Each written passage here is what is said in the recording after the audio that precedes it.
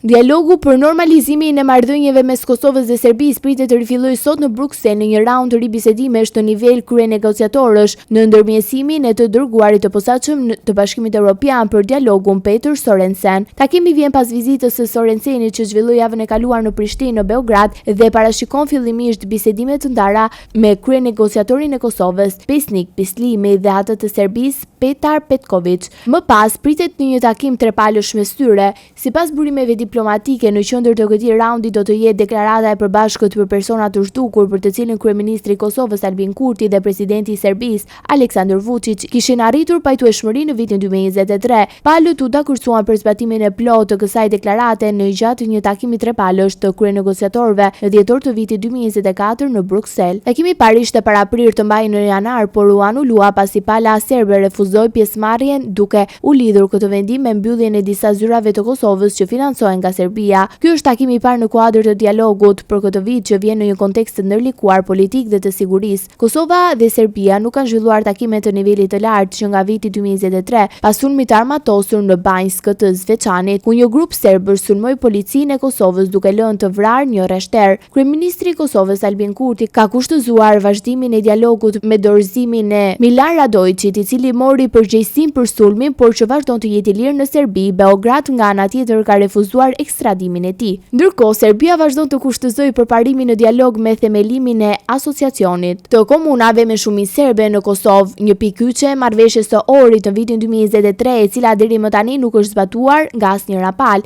Gjatë vizitës së tij në Prishtinë, Sorensen deklaroi se synimi i tij është të rikthejë palët në tryezën e bisedimeve dhe të krijojë kushte për dialogun në nivelin të lartë, duke shprehur shpresën se vitet në vijim do të sjellin përparim konkret në procesin e normalizimit.